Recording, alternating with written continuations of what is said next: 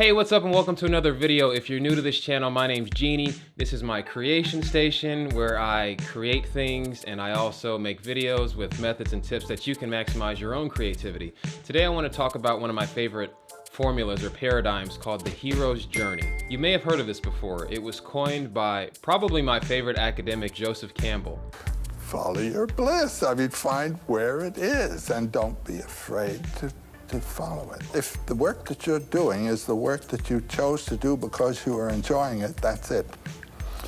But if you think, oh, gee, I couldn't do that, you know, that's your dragon locking you in.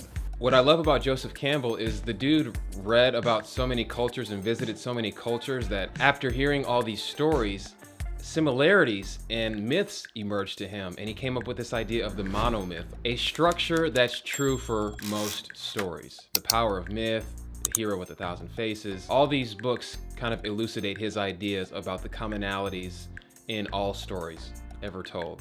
So his basic argument is that the monomyth or the hero's journey, you can see that in any story ever told, and I'm talking about from Jesus Christ to Simba in The Lion King. And from Joseph Campbell, you get people like Chris Vogler and Sid Field and any Hollywood script-making book ever made.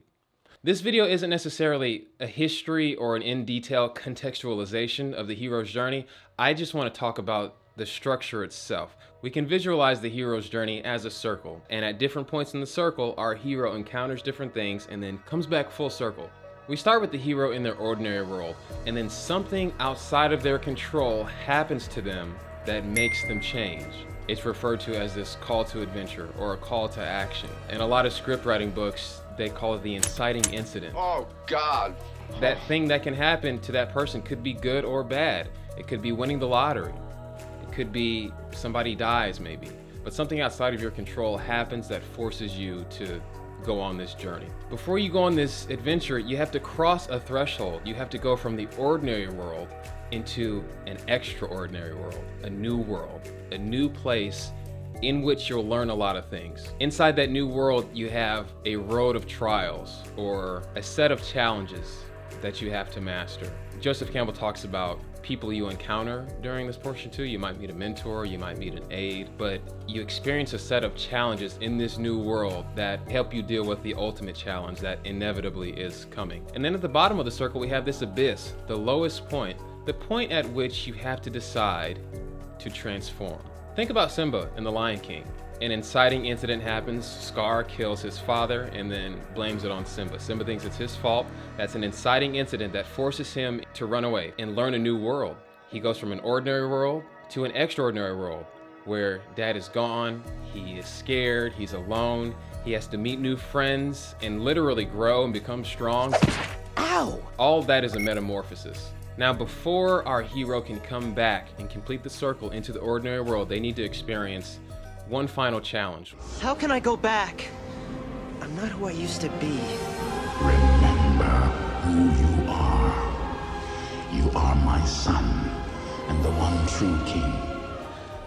Now you can come back into the ordinary world. You've gained all this experience and probably skill set. You're a new person, so you're coming back into your regular world with new gifts, new ideas, new skill sets, and that's the completion of the hero's journey. I like to think of the hero's journey as not just a circle, but a spiral. Every day you have a chance to learn something new, to become anew, to deal with something that maybe you didn't deal with as well the day prior. And that's why I like to think of the hero's journey as this kind of spiral, and not just a flat circle, but something that's ever changing. And I think that's what Paul means in the New Testament when he's talking about becoming new. I die of the flesh and we become new creatures daily. Old things pass away, all things become new, right? I think he's referring to this notion of character development. You can see this hero's journey in legends and icons and mythical archetypes of the past, but you can also see it in yourself. What inciting incident has happened to you recently? What thing out of your control happened to you, good or bad, that's forcing you to change? How are you going to deal with this road of trials or these challenges coming to you? At your lowest point, are you going to decide to transform?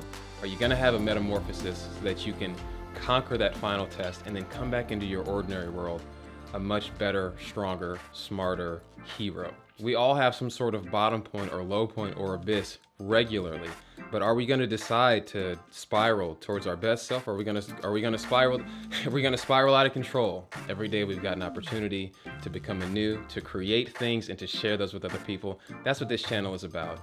These are attempts and methods and tips at being creative so that we can make things that last longer than we do, that make other people smile and smarter and want to contribute to this earth that we all share with each other.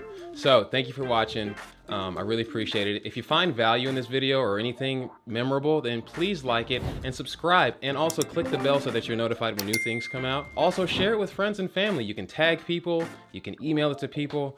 It would be awesome that we help this channel grow together. I appreciate you for your time. You didn't have to watch it, but you did. Love you very much, and I'll see you next time.